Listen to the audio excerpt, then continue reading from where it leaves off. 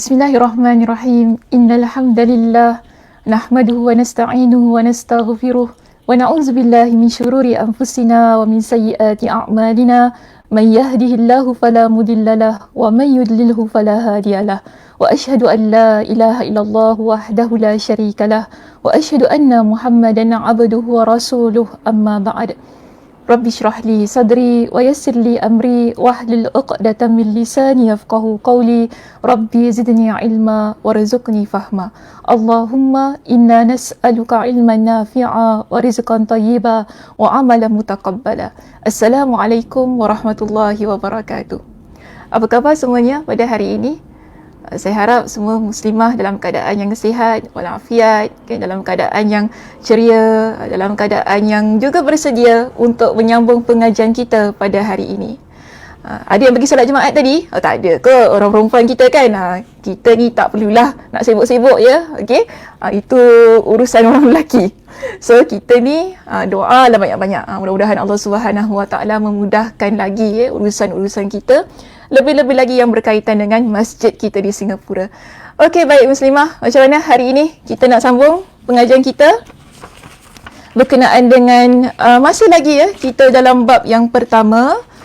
Dan kita masih lagi juga pada poin kita yang D. Okay, poin kita yang D iaitu berkenaan dengan waktu terkabulnya doa. Kan? Tapi kita dah habis dah bincang berkenaan dengan waktu-waktu terkabulnya doa. Yang mana kalau kita tak silap saya pada sesi kita yang kedua. Okay, dalam pengajian kita, pada sesi yang kedua saya dah bincangkan berkenaan dengan waktu-waktu yang Allah Subhanahu Wa Taala kabulkan doa kita. So nanti boleh siapa yang mungkin terlepas pengajiannya boleh rujuk kembali video kita yang kedua di Masjid Kampung Siglap berkenaan dengan waktu-waktu yang Allah Subhanahu Wa Taala angkat doa kita ketika kita berdoa pada waktu tersebut. Kemudian pada minggu lepas saya ingat lagi yang kita bincangkan ialah berkenaan dengan bacaan-bacaan yang boleh menguatkan lagi doa kita. Maknanya begini muslimah, bila kita berdoa kepada Allah Subhanahu Wa Taala, ia bukan hanya semata-mata kita menjaga adab kita ketika kita berdoa. Bukan juga semata-mata kita mencari waktu-waktu yang kita hendak Allah kabulkan doa kita. Tetapi terbaik juga bila kita memilih ungkapan doa yang mana Nabi SAW sebutkan dalam pelbagai hadis-hadis baginda. Okay, pelbagai hadis baginda untuk kita baca supaya doa kita lebih kuat bila kita baca doa itu. Pada minggu lepas, Ustazah ada sebutkan beberapa doa yang mana kita mulakan doa yang pertama pada muka surat 23 kan ada Allahumma inni as'aluka bi anni ashhadu annaka antallah la ilaha illa ant hinggalah ke akhir doanya ya. Kita juga ada doa yang lagi satu, Allahumma inni as'aluka bi anna lakal hamda la ilaha illa anta wahdaka la syarika laka al-mannan badi'us samawati wal ardi zal jalali wal ikram. Okey, dan seterusnya kita ada doa ya hayyu ya qayyum bi rahmatika astaghith. Jadi kalau sesiapa yang terlepas pengajiannya boleh rujuk kitab kita kan, ada doa-doa itu ada dimuatkan dalam kitab kita, dan saya juga ada sertakan dalam pengajian kita pada minggu lepas berkenaan dengan doa yang dah saya bincangkan itu tadi. Baik, jadi hari ini kita pergi kepada beberapa lagi doa yang memiliki kita panggil kekuatannya ketika kita baca untuk kita minta kepada Allah Subhanahu Wa Taala. Dan saya ada hutang saya ada hutang dengan muslimah semuanya berkenaan dengan satu doa yang mana saya kata hari ini saya akan bincangkan dengan lebih lanjut kan. Kalau siapa masih ingat lagi lah, saya kata saya akan bincangkan tentang doa ini. Okey, la ilaha illa anta subhanaka inni kuntu minaz zalimin. La ilaha illa anta subhanaka inni kuntu minaz zalimin. Doa ini kalau dalam muka surat dalam buku kita terdapat pada muka surat 27.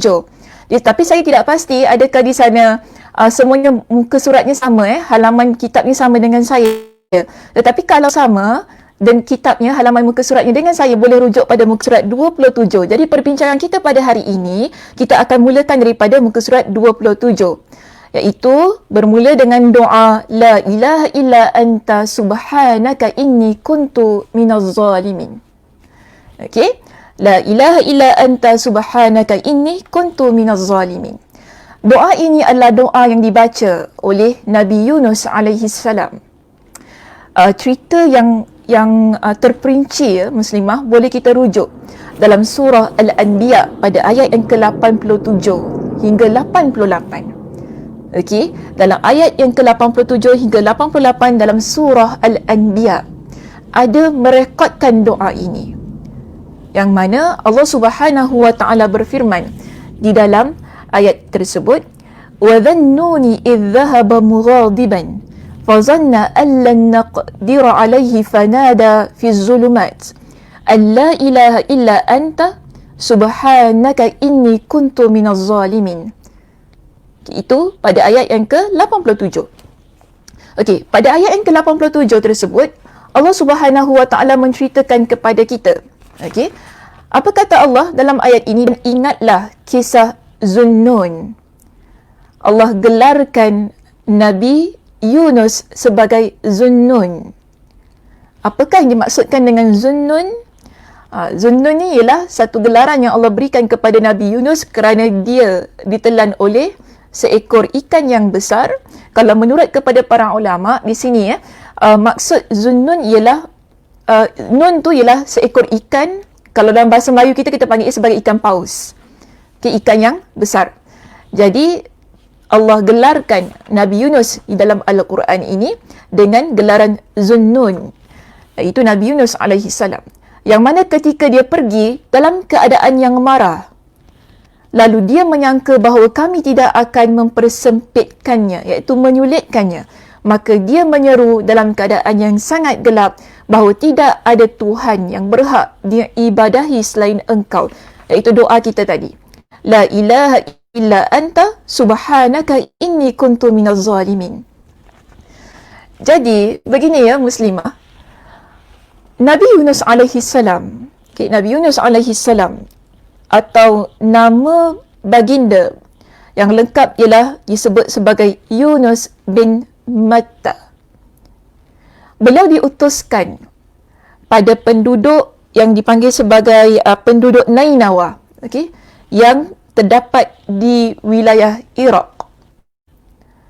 Di situ mereka ini menyembah selain Allah Subhanahu wa taala. Jadi Allah Subhanahu wa taala utuskan Nabi Yunus ke sana untuk berdakwah kepada kaumnya di sana. Biasalah kan, kita kalau baca tentang kisah para anbiya, iaitu para nabi, bila mereka berdakwah kepada kaum mereka, kebanyakan kisah yang kita baca, kita dapati bahawasanya selalunya dakwah yang dijalankan oleh para nabi di peringkat awal pasti ada halangan, pasti ada yang menolak, kan? Pasti ada yang mencemuh. Maka itu kita panggil sebagai kebiasaan dalam berdakwah. Dan hampir keseluruhan kisah para nabi begitu. Hatta kita kata kisah nabi kita yang terakhir, iaitu nabi kita umat Nabi SAW, kalau kita lihat kepada kisah awal Nabi SAW berdakwah di Makkah, ada ke Nabi SAW dakwah terus-terus orang, alhamdulillah lah, ada orang datang beritahu kita tentang Allah, Tuhan yang Esa? Ada ke? Tidak. Tak begitu. Pasti ada orang yang mencemooh, pasti ada orang yang akan mengutuk. Begitu juga keadaan Nabi Yunus alaihi salam. Ketika Nabi Yunus alaihi salam pergi kepada kaumnya, berikan kepada mereka dengan nasihat, berikan kepada mereka dengan peringatan agar sembah Allah. Tinggalkan bentuk ibadah yang mensyirikkan Allah, tinggalkan penyembahan berhala. Kaum dia tak nak dengar apa yang disampaikan oleh Nabi Yunus alaihi salam. Mereka menolak apa yang disampaikan oleh beliau. Jadi pada masa itu, sebab itu kan dalam surah Al-Anbiya tadi, pada ayat yang ke-87, Allah ceritakan dia keluar mughadiban. Nabi Yunus keluar daripada kaumnya dalam keadaan yang marah. Dia tinggalkan kaumnya dalam keadaan yang marah. Setelah dia memberikan peringatan kepada kaumnya tentang Allah pasti akan menurunkan azab kepada mereka. Lalu dia keluar tinggalkan kaumnya dalam keadaan marah. Para ulama ketika mereka mentafsirkan ayat ini, mereka ceritakan bahawasanya Nabi Yunus alaihi salam dia keluar dalam keadaan marah itu,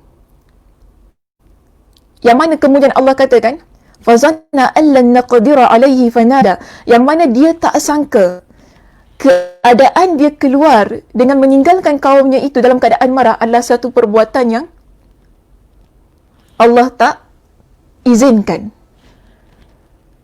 Kerana bagi dia mungkin apa yang dia buat itu betul. Sebab itu Allah kata dia keluar dalam keadaan yang tak sangka kami akan mempersulitkan keadaan dia. Maka sebab itu di sini Allah ingin beritahu kepada Nabi Yunus alaihi salam, walaupun dia seorang nabi, tindakannya perlu mendapat keizinan daripada Allah Subhanahu wa taala terlebih dahulu. Maka di sini kita lihat kalau kita rujuk dalam surah lain, iaitu surah As-Saffat. Dalam surah As-Saffat, kalau muslimah semua nak rujuk kisah selanjutnya. Okey, kisah Nabi Yunus ini Allah Subhanahu wa taala rekodkan dalam surah Al-Anbiya ayat 87 hingga 88. Ada juga boleh kita dapati dalam surah As-Saffat pada ayat 139 hingga 148. Okey, ayat 139 hingga 148. Jadi, kita lihat bila Nabi Yunus alaihi salam beliau tinggalkan kaum dalam keadaan yang marah. Kemudian kalau kita rujuk dalam kitab tafsir lagi, kita dapati kaumnya kemudian mereka bertaubat, keseluruhan mereka keluar daripada kampung dalam keadaan bertaubat kepada Allah Subhanahu wa taala. Yang keluar bersama dengan binatang ternakan mereka kerana menyesal menolak dakwah Nabi Yunus alaihi salam. Namun pada masa itu Nabi Yunus alaihi salam sudah meninggalkan mereka. Sebab itu kalau sabar sikit saja lagi, pasti dia akan menyaksikan apa yang berlaku pada penduduk yang ditinggalkan. Maknanya taubat yang mereka persembahkan kepada Allah Subhanahu wa taala. Tapi Nabi Yunus alaihi salam dalam kisah ini Allah ceritakan beliau keluar, kemudian beliau menyertai satu kumpulan orang menaiki sebuah kapal. Kan yang kita baca kisahnya yang masyhur lah kisahnya kan, beliau naik sebuah kapal, kemudian tiba-tiba kapal itu dilambung ombak, kapal tersebut kemudiannya memiliki muatan yang begitu banyak yang akhirnya salah seorang daripada penumpang perlu berkorban untuk mengurangkan muatan ataupun berat kapal tu tadi. Dan berlakulah undian di atas kapal tersebut, siapa yang perlu terjun daripada kapal itu. Hal itu Allah Subhanahu wa taala ceritakan dalam surah As-Saffat. Okey, surah As-Saffat pada ayat yang ke-139. Ayat 139 hingga 142. Yang mana bila undian berlaku, disebutkan bahawasanya kisah ini ketika dijelaskan oleh para ulama tafsir, disebutkan undian itu berlaku beberapa kali. Namun Allah tetap takdirkan Nabi Yunus alaihi salam adalah orang yang perlu terjun daripada kapal tersebut. Jadi, nak tak nak kena terjun. Inilah permulaan kisahnya. Nabi Yunus alaihi salam berada dalam perut ikan Nun, pun perut ikan Paus.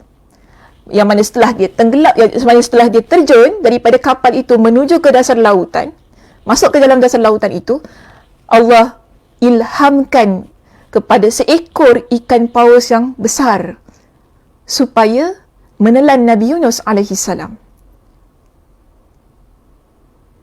Dan Allah juga perintahkan kepada ikan itu supaya hanya telan saja, bukan makan. Beza ya. Makan tu maknanya kenyangkan perut, tidak. Tapi cuma telan saja. Simpan dalam perutnya. Simpan dalam perutnya. Jadi, Allah takdirkan itu berlaku kepada Nabi Yunus AS.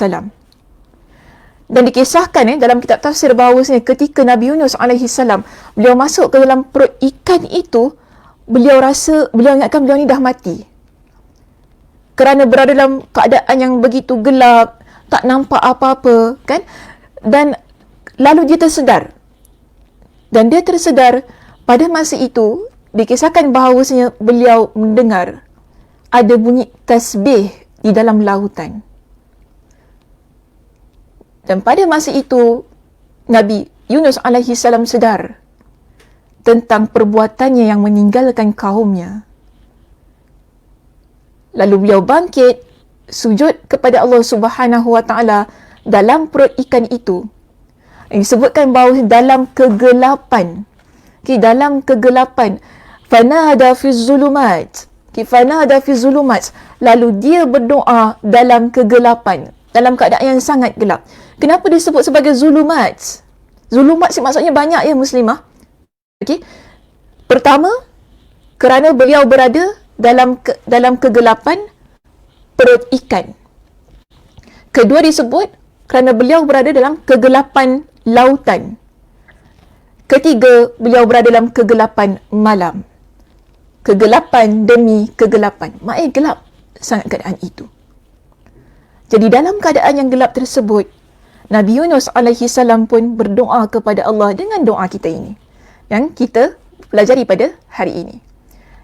Iaitu, Nabi Yunus berdoa, La ilaha illa anta subhanaka inni kuntu minaz zalimin. Maksudnya, tidak ada ilah, iaitu tidak ada Tuhan selain engkau. Maha suci engkau, sesungguhnya aku di kalangan orang-orang yang zalim. Didoa kepada Allah berulang kali di dalam perut ikan paus itu, dalam kegelapan yang begitu gelap sangat-sangat, kan? Dalam keadaan dia tidak tahu apa yang akan terjadi pada diri dia. Namun di sini beliau terus menerus minta kepada Allah agar Allah Subhanahu Wa Taala menyelamatkan dirinya. Lalu apa kata Allah?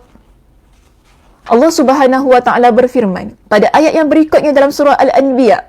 Kalau tadi 87, lalu pada ayat berikutnya pada ayat yang ke-88, apa kata Allah? Fastajabna lahu wa najjaynahu minal gham. Maka kami kabulkan permintaannya. Wa najjaynahu minal gham, dan kami selamatkan dia daripada kesedihan itu.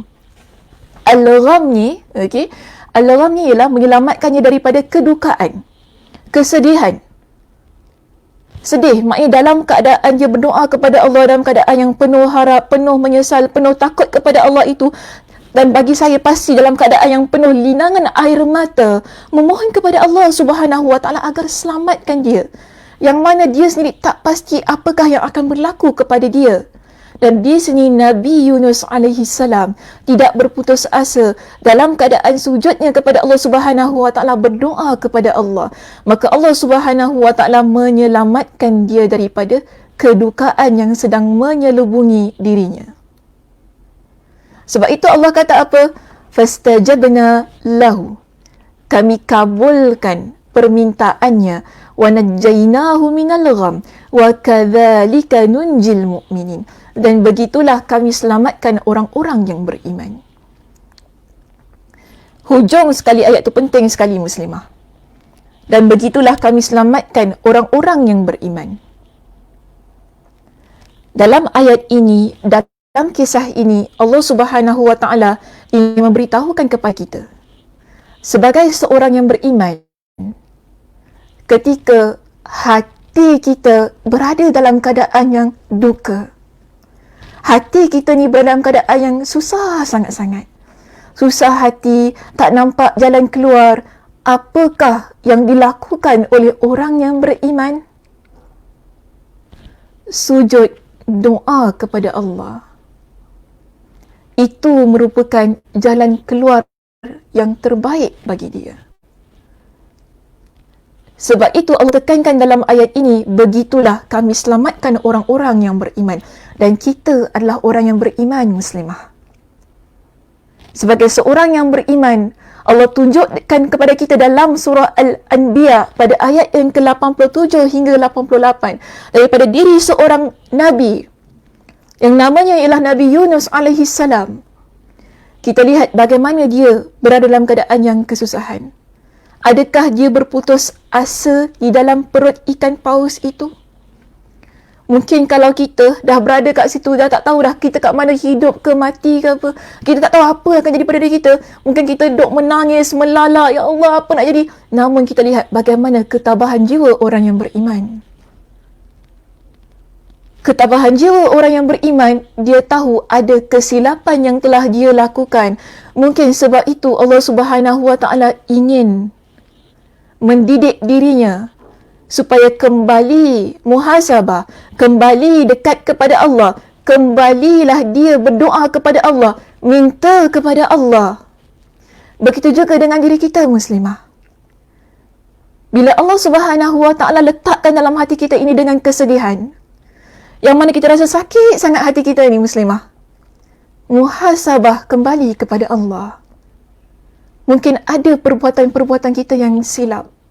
Mungkin ada ucapan kita yang menyakitkan hati orang lain.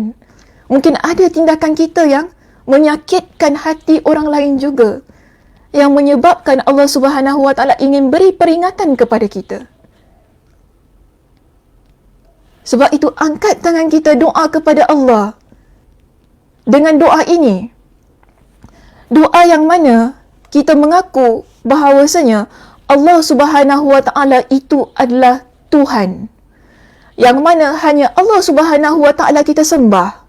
La ilaha illa anta. Ini adalah satu bentuk pengakuan kita sebagai seorang hamba bahawasanya tidak ada Tuhan melainkan Allah yang seharusnya kita sembah, yang seharusnya kita tunduk dan sujud, yang seharusnya kita angkat tangan dan minta kepada Dia. Subhanaka, kita puji Allah, Maha suci Engkau. Inilah pujian yang diberikan oleh Nabi Yunus alaihi salam. Maha suci Engkau, sesungguhnya aku di kalangan orang-orang yang zalim. Maknanya apa di sini, muslimah? Kita mengakui kesilapan diri kita.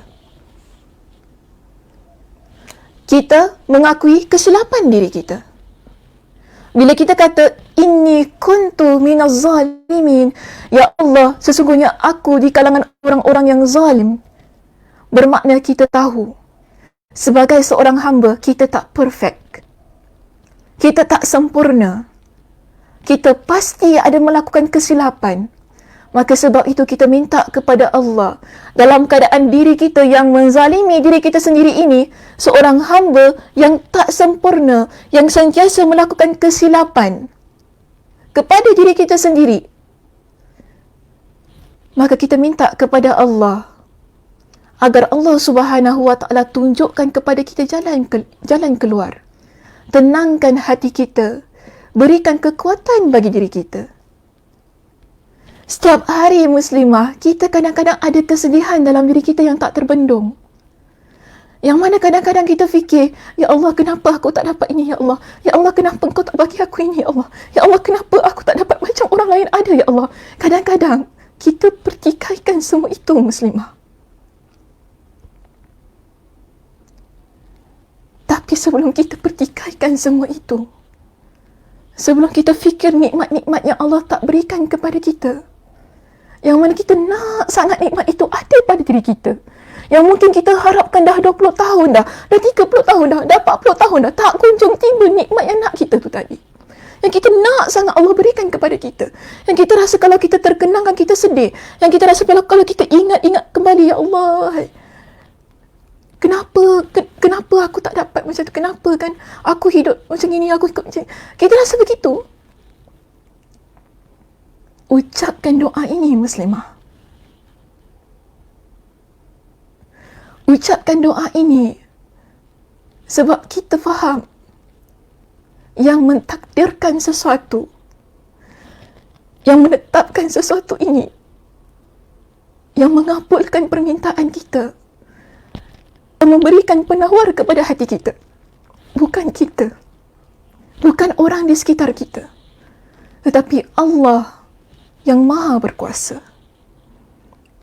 Dan kita sebagai seorang hamba, tugas kita sebagai seorang yang beriman, yang nak sangat Allah berikan apa yang kita inginkan itu tadi. Yang mana Allah kata dalam surah Al-Anbiya pada ayat yang ke-88, begitulah kami selamatkan orang-orang yang beriman. Bila kita nak selamat jiwa kita ni muslimah, selamat daripada apa? Kedukaan, kesengsaraan, kesepian, ketidakbahagiaan. Kita nak selamatkan diri kita daripada semua rasa-rasa itu tadi. Jangan selalu kita katakan, saya dah doa dah, Ustazah. Saya dah doa dah kepada Allah, tapi saya masih lagi sepi. Saya dah doa dah kepada Allah, tapi saya masih rasa lagi tak bahagia. Kenapa saya rasa semua itu? Begini muslimah. Maknanya doa kita belum kuat lagi tu namanya. Doa kita belum kuat lagi tu. Kuatkan lagi doanya. Kuatkan lagi keyakinannya. Lihat bagaimana Nabi Yunus alaihi salam, kekuatan doanya itu tadi yang menyelamatkan diri dia. Sehingga apa kata Allah dalam surah As-Saffat ayat yang ke-143, kalau bukan jadi kalangan orang-orang yang bertasbih kepada Allah, pastilah dia akan duduk dalam perut ikan paus itu hingga ke hari kiamat. Itu kata Allah. Tapi apa yang menguatkan dia? Apa yang menguatkan doanya? Kerana tasbihnya kepada Allah, kerana ingatannya, pujiannya kepada Allah yang tidak berhenti tanpa putus asa. Itu contoh yang diberikan oleh Nabi Yunus AS kepada kita. Sehingga kalau kita rujuk dalam kitab kita ini, apa kata Nabi SAW tentang doa itu? Nabi SAW dalam kitab Jami' At-Tirmidzi, iaitu dalam kitab Sunan At-Tirmidzi, dan juga dalam kitab Sahih Al-Hakim, dari Sa'ad ibn Abi Waqqas radhiyallahu an, bahawasanya Nabi SAW bersabda, da'watu Zinnun, doa Zunnun, iaitu doa Nabi Yunus alaihi salam, idh da'a wa huwa fi batnil huti, saat dia berada dalam perut ikan, adalah an la ilaha illa anta subhanaka inni kuntu minaz zalimin.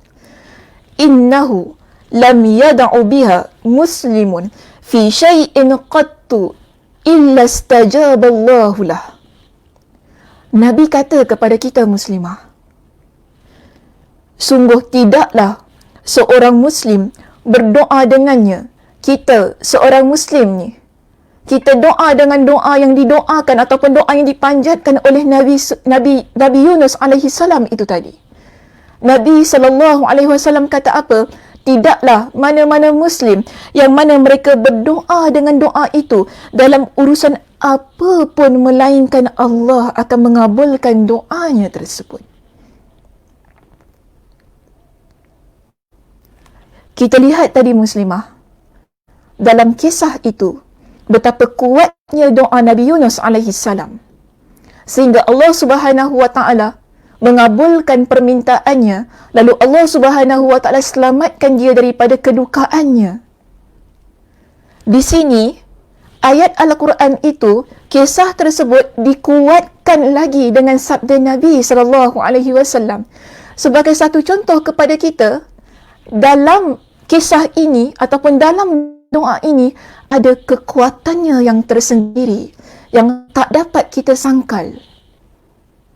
Kekuatan doa Nabi Yunus alaihi salam yang mana bukan sahaja Allah Subhanahu wa taala sebutkan dalam Al-Quran, tetapi Nabi SAW kuatkan dalam sabda baginda. Betapa ini adalah doa yang mana kita sebagai seorang muslim, bila kita doa dengan doa ini, untuk apa jua urusan kita, tidaklah melainkan Allah akan kabulkan apa yang kita minta. Kemudiannya, muslimah, kita lihat pada muka surat yang berikutnya, disebutkan juga dalam Al-Mustadrak karya Al-Hakim dari Sa'ad radhiyallahu an, dari Nabi SAW baginda bersabda, ala ukhbirukum bi syai'in idza nazala bi rajulin amrun muhim fada'a bihi yufarrijillahu an. Apa kata Nabi? Maukah kalian kuberitahukan tentang sesuatu yang jika seseorang ditimpa dengan satu urusan, kita, maknanya amrun muhim, urusan yang menggelisahkan dia. Bila hati kita ni ada sesuatu yang Allah berikan ujian ni, lalu kita rasa gelisah, kita rasa resah, kita rasa tak tahulah nak cakap macam mana muslimah. Perasaan dia tak boleh describe, Ustazah. Itu kan saya tak boleh describe macam mana saya nak kata ni jiwa saya ni. Sempit sangat. Tak tahu nak kata macam mana dah, Ustazah. Nabi kata apa? Bila seseorang yang mana ada sesuatu yang Allah timpakan kepada dia yang menggelisahkan dia, lalu dia berdoa dengannya, maka Allah Subhanahu Wa Taala akan berikan kepada dia dengan jalan keluar. Apa dia? Yang beliau maksudkan adalah doa Zunnun, iaitu doa Nabi Yunus alaihi salam, iaitu la ilaha illa anta subhanaka inni kuntu minaz zalimin. Doanya ringkas dan bagi saya maksudnya juga padat. Kadang-kadang muslimah, dalam hidup kita, kita tak perlu beritahu kepada Allah setiap satu yang menggelisahkan hati kita. Kita tak perlu nak beritahu kepada Allah setiap satu yang berlaku dalam hidup kita. Kerana Allah yang menciptakan setiap sesuatu yang berlaku dalam hidup kita itu. Allah yang takdirkan itu berlaku. Namun, cukup sekadar kita ucapkan dengan satu doa yang meliputi segala-galanya, yang meluahkan setiap rasa yang ada dalam hati kita. Cukup kita minta kepada Allah dengan satu bentuk pujian, dengan satu bentuk pengakuan, dengan satu bentuk penyesalan, dengan satu bentuk doa yang merangkumi setiap apa yang ada dalam isi hati kita. Dengan satu ungkapan yang ringkas, kadang-kadang itu pun sudah mencukupi. Yang penting, bagaimana kita sebagai hamba Allah yakin dengan doa kita. Yang penting bagaimana kita ni sebagai hamba Allah yakin dengan doa kita. Yang buat kita menjadi masalah ketika kita mengangkat tangan kita berdoa kepada Allah inilah, bila kita dah terlalu serabut, bila kita dah terlampau sedih, kita hanya fokus kepada kesedihan kita semata-mata. Sehingga kita lupa untuk fokus kepada doa yang kita ucapkan kepada Allah. Kita hanya fokus supaya Allah keluarkan kita daripada masalah itu. Tapi berapa ramai antara kita yang memfokuskan tentang apa yang kita ucapkan kepada Allah? Ayat apa yang kita guna? Doa apa yang kita panjatkan? Pujian yang bagaimana kita sebutkan untuk Allah? Ramai antara kita yang lupa tentang itu, muslimah. Maka mungkin bagi saya, kita boleh ubah cara kita berdoa mulai hari ini. Untuk kita fokuskan pujian-pujian kita kepada Allah. Ungkapan doa yang bagaimana yang paling tepat untuk kita ucapkan kepada Allah. Walaupun kadang-kadang kita rasa, dia tak cakap pun apa yang saya nak, Ustazah. Tak semestinya begitu. Tapi kalau jiwa kita kuat, hati kita kuat, doa kita kuat, keinginan kita kuat, keyakinan kita pada Allah juga kuat, husnuzan kita kepada Allah juga kuat, maka akan kuatlah doa itu. Tapi kalau kita hanya inginkan, kalau kita hanya inginkan, tapi yang kekuatan kita itu hanya kita fokuskan kepada jalan keluar sahaja, supaya Allah kabulkan saja, itu saja fokus kita. Dia belum kuat lagi, muslimah, doanya. Okey? Belum kuat lagi. dicuba kita ubah cara kita berdoa kepada Allah. Supaya apa? Hati kita ni muslimah, kan? Dia jadi hati yang tenang kepada Allah. Yang mana hati ni sentiasa rasa tenang walaupun Allah Subhanahu Wa Taala berikan kepada kita dengan ujian yang pelbagai macam dalam kehidupan kita. Dalam keadaan berdoa, penuh keyakinan kepada Allah itu tadi. Okey? Baik, seterusnya kita ada doa yang berikutnya. Cuba lihat pada muka surat yang ke-29. Iaitu doa yang terdapat dalam kitab As-Sahihain. Doa ini adalah dari Ibn Abbas radhiyallahu anhu riwayatnya. Yang mana beliau kisahkan kepada kita. Okey? Beliau kisahkan kepada kita bahawasanya Nabi SAW ketika Nabi ditimpa dengan kesusahan.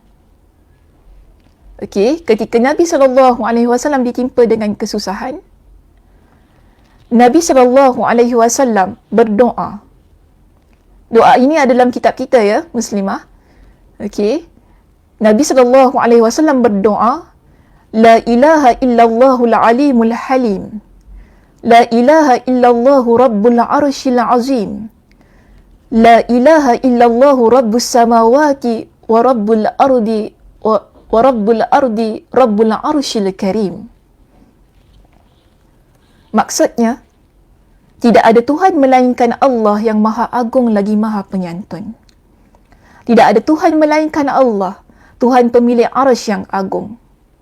Arasy ni singgahsana Allah ya. Singgahsana yang Allah miliki, singgahsana yang paling agung yang Allah miliki. Tiada Tuhan melainkan Allah, Tuhan yang memelihara langit dan bumi, Tuhan pemelihara arasy yang mulia.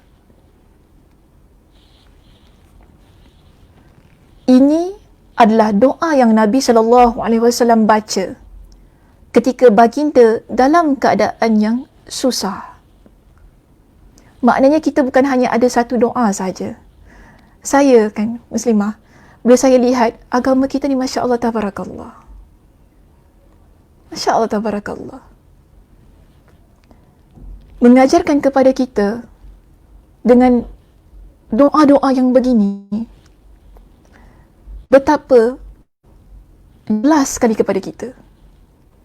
Allah menciptakan manusia dengan keadaan yang mana memang Allah itu maha mengetahui apa yang akan kita rasa, apa yang akan ada dalam hati kita dalam kehidupan kita ini.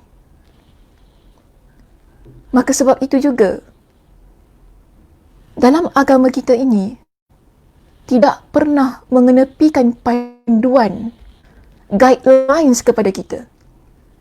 Kalau berlaku kesedihan, kita nak buat apa? Kalau jiwa kita resah, jiwa kita sakit, kita nak baca apa? Cantik sangat agama kita ni. Bukan hanya Allah Subhanahu Wa Taala perlihatkan kepada kita dalam Al-Quranul Karim. Bahkan dalam agama kita tunjukkan bagaimana seorang Nabi berdoa kepada Allah. Bagi saya, ini bukti. Walaupun dia seorang Nabi, walaupun dia seorang Rasul, walaupun dia seorang Nabi dan Rasul yang kita pasti Allah akan bantu dia. Susah macam mana pun Allah akan bantu dia. Contohnya di sini Nabi SAW kan, baginda dalam pelbagai riwayat disebutkan bahawa baginda adalah insan yang Allah Subhanahu Wa Taala telah ampunkan dosanya yang telah lalu dan akan datang.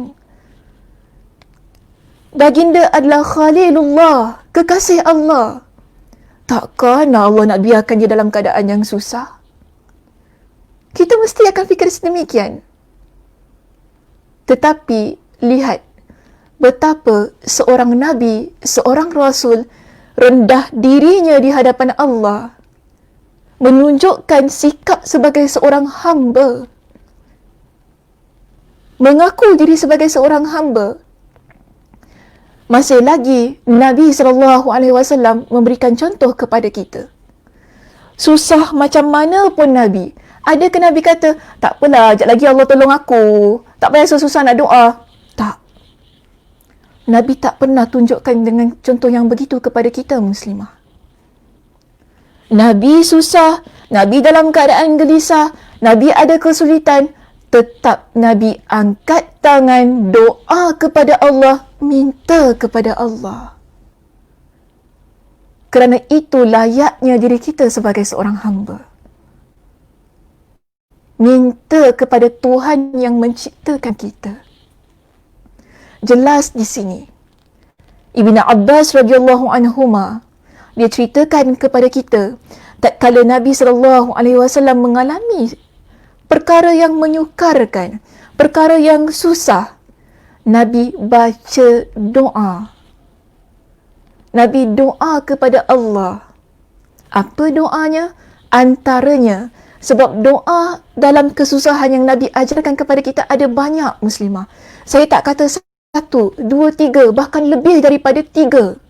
Ada banyak sangat doa yang Nabi SAW ajarkan kepada kita, yang mana Nabi hendak bila Nabi contohkan kepada kita, kita buat sebagaimana yang Nabi SAW lakukan.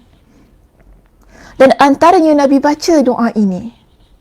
Kan? Antara Nabi SAW baca doa ini, iaitu Nabi SAW baca sebagai satu doa yang mana kalau saya nak rumuskan maksud yang terkandung dalam doa yang satu ini, betapa kita mengaku tidak ada Tuhan melainkan Allah. Kita puji Allah sebagai yang maha mengetahui, maha penyantun, maha agung, sebagai Tuhan yang memiliki langit dan bumi. Bentuk ini adalah doa yang menunjukkan kepada kita bahawasanya ia adalah bentuk pengakuan kita Allah itu adalah maha segala-galanya. Dan itulah yang seharusnya bila kita dalam keadaan yang susah, bila kita menghadap Allah Subhanahu Wa Taala dalam keadaan yang penuh rendah diri, dalam keadaan yang penuh, kita panggil, penuh mengaku diri kita sebagai seorang hamba, kita berikan puji dan puja kepada Allah itu dengan bentuk yang begitu tinggi sekali. Itu yang dilakukan oleh Nabi SAW. Bahkan ya, ada doa yang satu lagi di sini. Kalau kita rujuk di bawahnya, ada satu lagi doa, ya di bawah itu dalam kitab kita, di dalam Musnad, dalam Al-Musnad karya Imam Ahmad, iaitu kitab Musnad Ahmad ibn Hanbal, okey, dari Ali ibn Abu Talib radhiyallahu an. Maknanya begini muslimah, doa ini adalah doa yang diajarkan oleh Nabi SAW kepada Ali ibn Abu Talib. Ali ibn Abu Talib ini siapa? Dia adalah sahabat Nabi SAW, mantu Nabi SAW, yang dekat dengan Nabi SAW. Nabi SAW ajarkan doa ini kepada Ali. Dalam hadis ini, Ali berkata, okey, Ali kata apa dalam hadis ini? Rasulullah SAW mengajarkan kepadaku untuk mengucapkan doa ketika ditimpa musibah. Musibah maknanya apa? Ujian, dugaan, cabaran dalam kehidupan. Jadi Nabi SAW ajarkan doa ini kepada Ali ibn Abu Talib. Iaitu Nabi kata kepada dia, baca doa ini, iaitu La ilaha illallahul halimul karim, subhanallahi wa tabarakallahu rabbul arshil azim, walhamdulillahi rabbil alamin. La ilaha illallahul halimul karim, subhanallahi wa tabarakallahu rabbul arshil azim, walhamdulillahi rabbil alamin. Maksudnya, tidak ada Tuhan yang berhak disembah kecuali Allah, yang maha lembut lagi maha pemurah. Dan segala puji, maha suci Allah, itu subhanallah tadi, subhanallah, Maha suci Allah yang memberikan keberkatan, Tuhan pemilik arash yang maha agung, dan segala puji bagi Allah, Tuhan semesta alam. Okey, hadisnya adalah sahih menurut kepada penilaian Syekh Ahmad Syakir. Okey, maknanya hadis ni tidak ada masalah lah, walaupun saya kata mungkin di sana ada beberapa para ulama hadis yang menghukumkan hadis ini sebagai kurang dari sudut kesahihannya, tapi masih lagi ada para ulama hadis yang meletakkan hadis ini pada taraf yang sahih. So bagi saya tidak menjadi masalah kerana ada penguat-penguatnya daripada jalan-jalan yang lain yang membolehkan kita untuk menggunakan doa ini sebagai doa kita ketika berhadapan dengan ujian dalam kehidupan kita. Baik, kita lihat di sini ada doa tadi kan, yang pertama daripada Ibn Abbas. Okey, di samping doa yang dibaca oleh Nabi Yunus alaihi salam, dilampirkan oleh Imam Ibn Qayyim Al-Jauziyah dalam kitabnya Ad-Da' wa Ad-Dawa ini. Dengan apa? Dengan doa daripada Nabi SAW juga. Okey, iaitu berkenaan dengan yang pertama tadi, sebab saya tak nak tertukar ya muslimah. Pertama, doa ini adalah doa yang Nabi baca ketika berada dalam keadaan yang kesusahan. Kedua, Nabi ajarkan kepada Ali ibn Abi Talib. Maknanya masih lagi doanya daripada Nabi SAW. Okey, masih lagi doanya daripada Nabi SAW. Baik, kita ada doa yang terakhir di sini muslimah. Okey, ada satu doa yang terakhir yang mana diriwayatkan oleh Imam Ahmad ibn Hanbal.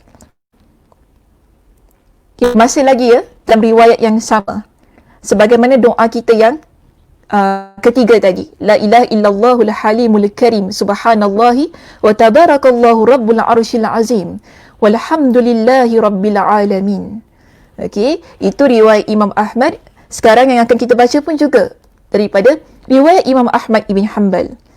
Baik, doa yang terakhir ini saya rasa banyak kali saya kongsikan di dalam ceramah-ceramah saya. Kalau mereka yang biasa hadir dalam ceramah saya, mereka akan selalu dapati saya suka sangat berkongsi dengan doa ini, walaupun doanya panjang. Dan jika mereka yang mengikuti pengajian saya di Masjid Darul Ghufran dalam kitab Fawaidul Fawaid, Imam Ibn Qayyim Al-Jauziyah, beliau mensyarahkan doa ini dengan begitu panjang lebar. Dan saya bawa perbincangan doa ini, Masya Allah Tabarakallah, saya rasa satu demi satu. Itu adalah masa ketika di Masjid Darul Ghufran tu yang memberikan saya peluang untuk mengupas doa tersebut baris ataupun ayat demi ayat, yang memberikan bagi saya satu kepuasan yang begitu tak terhingga, kerana dapat kupas satu demi satu apa yang diucapkan ataupun apa yang didoakan oleh Nabi SAW. So kita lihat di sini dalam kitab ini kan, ketika Imam Ibn Qayyim mensyarahkan berkenaan dengan doa yang boleh kita baca ketika kita dalam keadaan yang kesusahan, kesempitan, kesukaran, beliau kongsikan, beliau bawakan doa ini. Okey, iaitu terlihat di sini doanya panjang ya muslimah. Dalam kitab kita ada di situ doanya.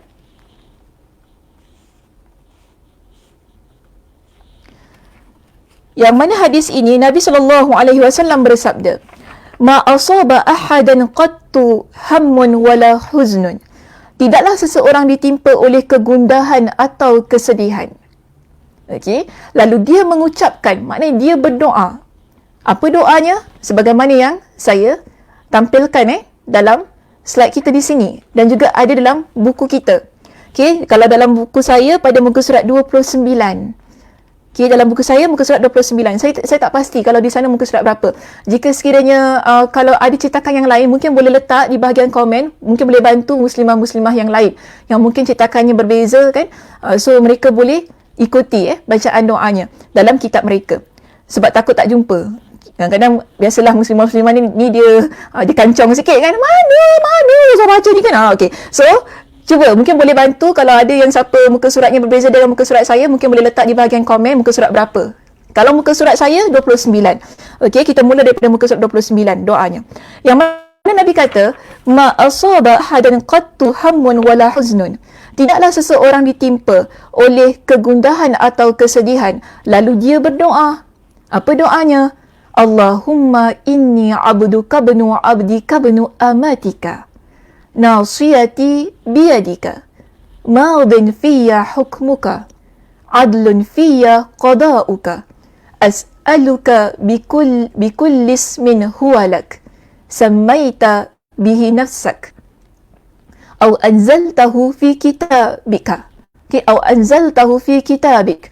Au 'allamtahu ahadan min khalqik.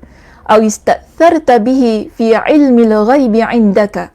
An taj'ala al-Qur'ana rabi'a qalbi wa nura basari wa jilaa huzni wa dhahaba hammi. Nabi kata apa muslimah tentang doa ini?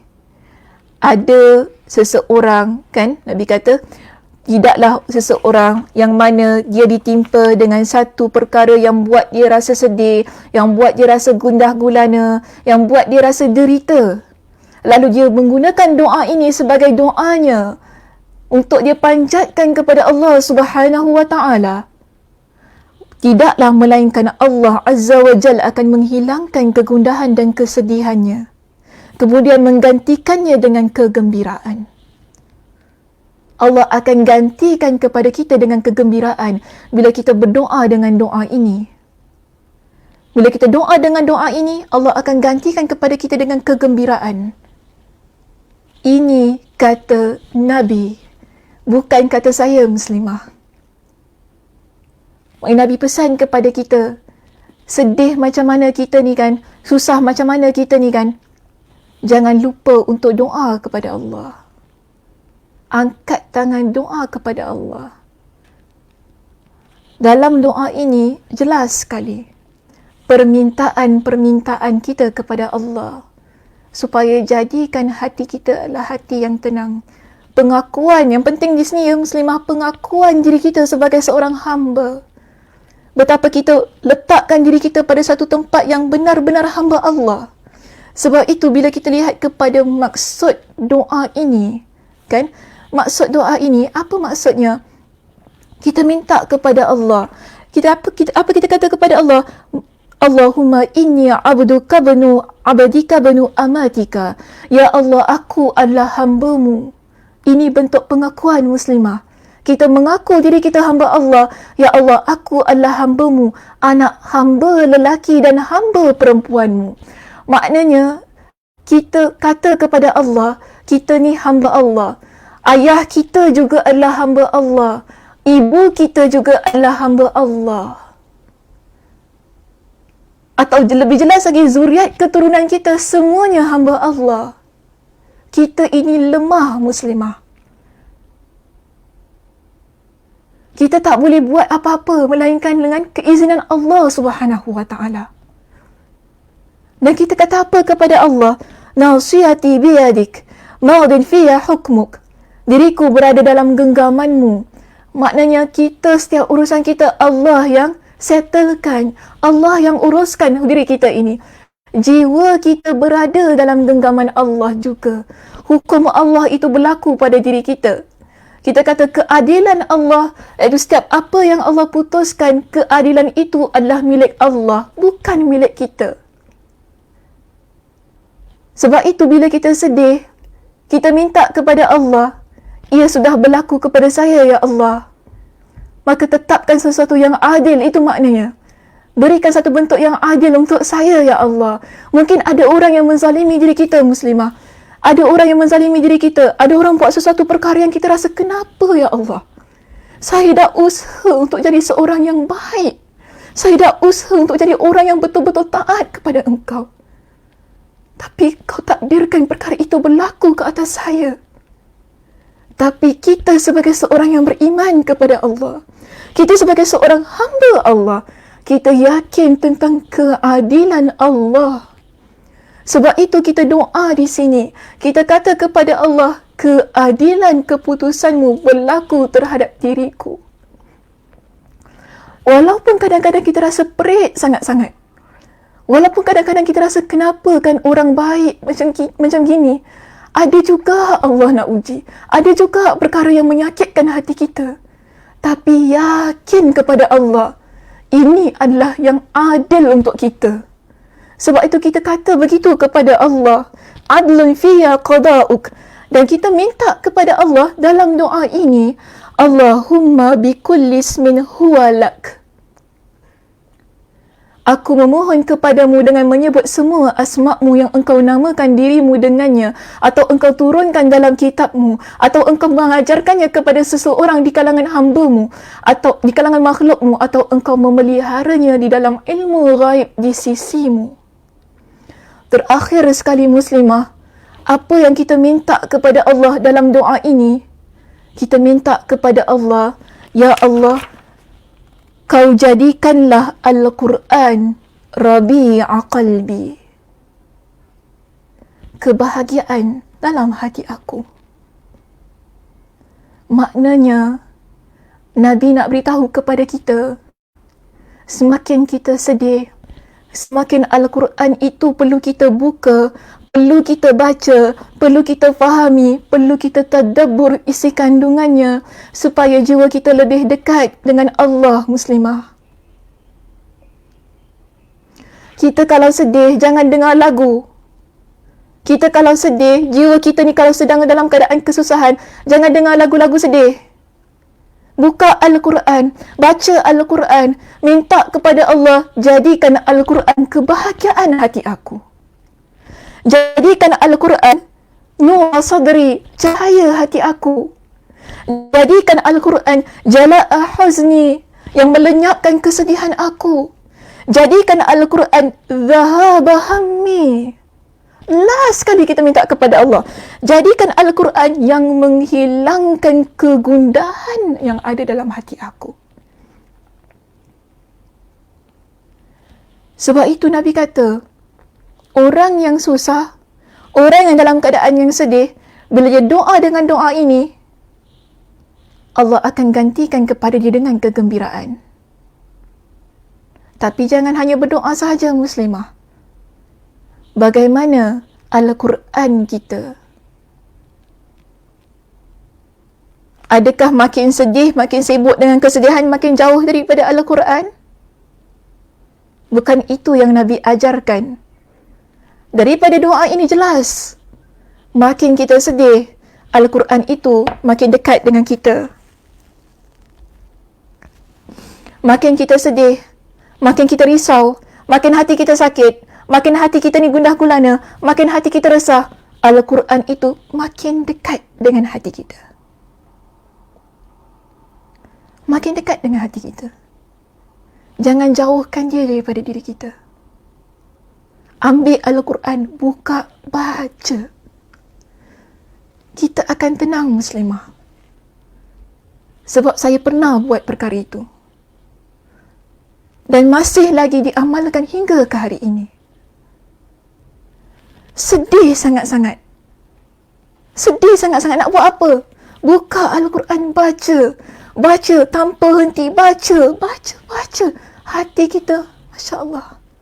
Allah berikan dengan ketenangan yang Masya Allah. Betul-betul tenang muslimah. Buat apa yang Nabi SAW perintahkan.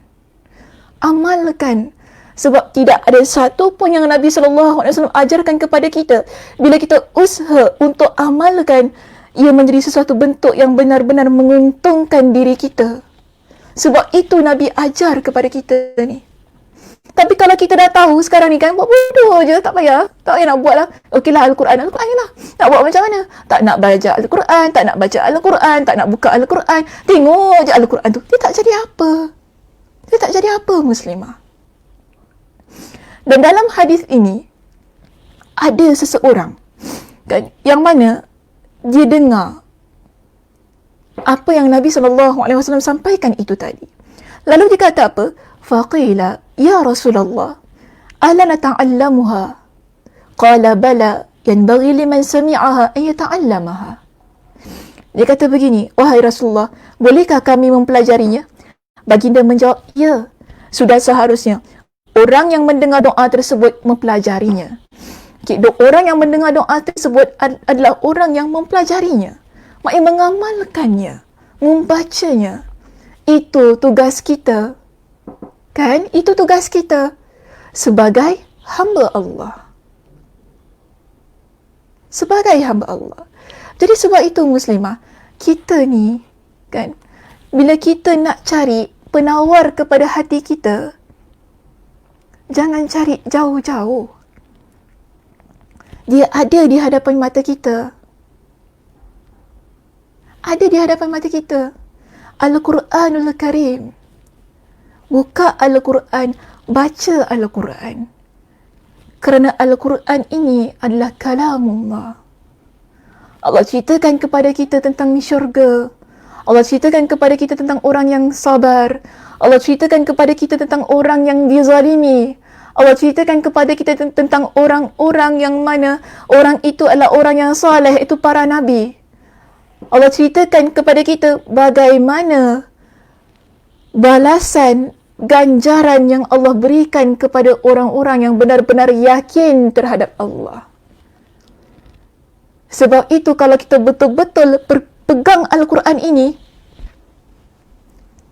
hati kita mantap muslimah. Mantap sangat-sangat. Maknanya, di samping kita berdoa kepada Allah, jangan lupa Al-Quran yang ada di sisi kita. Jangan tinggalkan dia. Ambil peluang itu untuk mendidik diri kita menjadi seorang muslimah yang istiqamah dengan Al-Quranul Karim. Dalam keadaan kita yang sedang berusaha untuk mendidik jiwa kita, mendidik hati kita agar sentiasa tenang dalam apa jua situasi dan keadaan. Okey muslimah, itu saja perbincangan kita pada hari ini. Mungkin saya boleh ambil satu ataupun dua soalan. Okey, dipersilakan.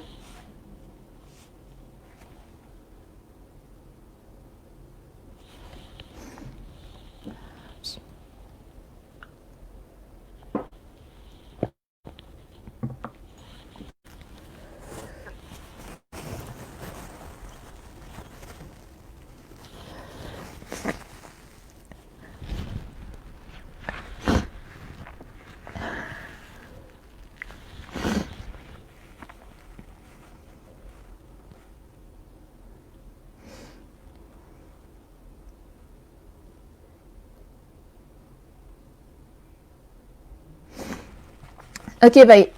Kita ada soalan daripada Anissa. Okay, Anissa. Ini Kak Nisa kita ni. Assalamualaikum warahmatullahi wabarakatuh. Assalamualaikum warahmatullahi. Semoga Allah beri Ustazah kesihatan untuk terus berdakwah. Amin. Terima kasih Kak Nisa atas doanya. Soalan saya, adakah sesuatu yang berlaku pada diri seseorang itu antara perbuatannya sendiri atau qadar dan qada. Kadang-kadang kita rasa seperti ditegur oleh Allah melalui orang lain. Adakah itu secara kebetulan atau memang ditegur? Terima kasih Ustazah. Dia begini ya, Kak Nisa. Kebanyakan sesuatu yang Allah timpakan pada diri kita adalah kerana perbuatan tangan kita sendiri. Okey, kerana perbuatan diri kita sendiri. Ada sebuah ayat Al-Quran. Saya lupa lagi. Bentar ya. Bagi saya cek ayat Al-Quran tu.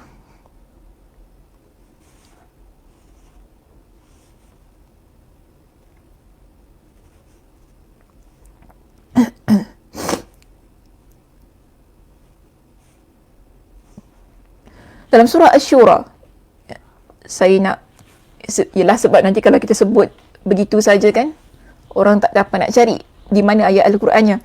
Jadi kita cari dalam surah Asy-Syura, okey, dalam surah Asy-Syura pada ayat yang ke-30. Allah kata apa dalam ayat ini? Wa ma asabakum min musibatin fabima kasabat aydikum wa ya'fu an katsir. Allah kata kepada kita, dan apa jua yang menimpa kamu, yang berlaku pada diri kita dari satu kesusahan atau bala bencana, maka ia adalah disebabkan apa yang kamu lakukan, itu dari perbuatan-perbuatan yang salah dan berdosa. Dan dalam pada itu Allah memaafkan sebahagian besar dari dosa-dosa kamu. Maknanya begini, bukan semua ya, saya tak kata semua, tetapi ada kalanya sesuatu perkara yang menimpa kita, kan, ia memang termasuk daripada qada dan qadar. Bila ia dah terjadi, memang qada dan qadar yang tak boleh kita tolak, kan. Tetapi sebelum itu ada perkara lain yang kita lakukan. Bila perkara itu kita lakukan, mungkin dosa yang menyebabkan Allah Subhanahu Wa Taala berikan kepada kita dengan satu ujian. Akhirnya kita sedar. Kita sedar, kalau Allah tak beri kepada kita dengan ujian itu, mungkin saya kata, kita tak menyedari selama ini perbuatan yang biasa kita buat itu adalah perbuatan yang dosa. Dan kita akan terus-terusan melakukan perbuatan dosa itu sampai kita mati. Tapi kemudiannya Allah Subhanahu Wa Taala timpakan kepada kita dengan satu ujian. Daripada ujian itu, kita pun tinggalkan perkara tersebut. Saya tak nak sebutlah apa-apa perkara yang kita masing-masing tahu. Apa perkara yang kita buat, perkara tak baik itu kan, masing-masing kita tahu. Apa perkara tak baik yang kita buat, okay, pada diri kita ni. Lalu bila Allah Subhanahu Wa Taala timpakan kepada kita dengan satu ujian, kita sedar, oh rupanya selama ini, saya buat gini-gini, dia tak baik untuk saya. Maka baik saya tinggalkan. Boleh juga kita kata, ia adalah satu teguran daripada Allah Subhanahu Wa Taala. Dan macam Kak Nisa tadi kata, kadang-kadang kita rasa seperti ditegur oleh Allah melalui orang lain. Itu juga boleh terjadi. Boleh juga terjadi. Maknanya kalau kita lihat ada orang lain mungkin nampak ada kawan kita, Allah uji dia, kita pun yang masa itu melihat ujian yang sedang dihadapi oleh kawan kita tersebut, kita pun jadi insaf. Kan kita pun jadi insaf. Ya Allah, apa dah aku buat selama ni, ya Allah. Bila kita nampak apa yang Allah timpakan kepada kawan kita, kita pun jadi sedar. Saya perlu taubat kepada Allah. Maknanya Allah Subhanahu Wa Taala, begini ya Kak Nisa, Allah Subhanahu Wa Taala berikan teguran, berikan ujian, berikan kepada kita ni dengan satu teguran, berikan teguran ni kepada kita melalui pelbagai macam cara. Kadang-kadang bukan daripada diri kita, tetapi daripada orang yang ada di sekitar kita. Cuma persoalannya sekarang, sejauh mana kita ni sebagai seorang hamba ingin melihat apa yang terjadi sebagai satu bentuk teguran daripada Allah. Jika kita melihat ia sebagai satu teguran daripada Allah yang akhirnya menjadikan diri kita sebagai seorang muslimah yang lebih baik, Masya Allah, tabarakallah. Itu nikmat namanya. Satu perkara yang baik yang ada pada diri kita. Kerana apa? Ia mengubah diri kita menjadi seorang yang baik. Tapi kalaupun Allah Subhanahu Wa Taala dah datangkan ujian pada diri kita, yang mana kita pun tahu itu adalah daripada kesalahan kita, kan? Kemudian Allah lihatkan daripada orang lain juga, tapi tak sedar-sedar kita ni.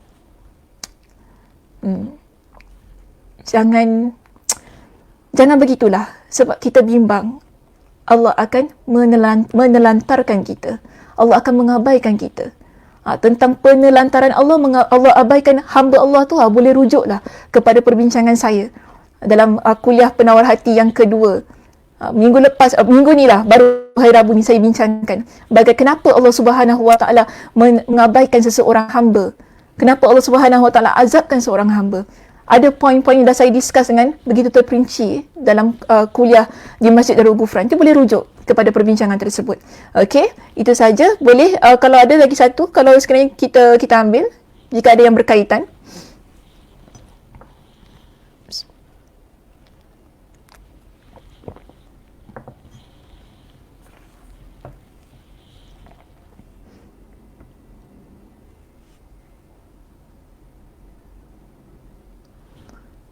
Okey, kalau tak ada tak mengapa. Kita pun macam dah terlebih masa ni. Okey. Mudah-mudahan Allah Subhanahu Wa Taala berikan kepada kita dengan kekuatan, kesabaran dalam kehidupan. Dan mudah-mudahan juga saya amat berharap apa yang kita kongsikan pada hari ini sama-sama dapat kita praktikkan untuk diri saya juga. Okey, untuk diri saya juga. Mudah-mudahan kita semua dapat mempraktikkan, dapat hafal doa-doa yang kita pelajari pada hari ini. Lalu kita jadikan ia sebagai bacaan kita setiap hari. Okey, bukan hanya pada waktu kita susah sajalah. Kadang-kadang pun susah juga kita ni kan. Sebab itu ada dalam hadis Nabi. Nabi kata apa? Allah itu, kenalkan diri engkau kepada Allah pada waktu engkau senang. Maka Allah akan kenal engkau pada waktu engkau susah. Itu antara key dia, ataupun antara kita panggil satu keistimewaan kalau kita ni nak jadi orang yang cepat doa kita dikabulkan oleh Allah Subhanahu Wa Taala, iaitu kita ingat Allah pada waktu kita susah dan senang. Jadi jangan kita ni doa kepada Allah hanya pada waktu kita susah sahaja. Doa kepada Allah pada kedua-dua keadaan, susah dan senang. Okey muslimah, itu sahaja perbincangan kita untuk hari ini. Mudah-mudahan Allah Subhanahu Wa Taala memberikan kepada kita dengan kesempatan dan kesihatan untuk bertemu di sesi kita yang akan datang. Saya tutup dengan tasbih kafarah. Subhanakallahumma wa bihamdika asyhadu an la ilaha illa anta astaghfiruka wa atubu ilaik. Assalamualaikum warahmatullahi wabarakatuh.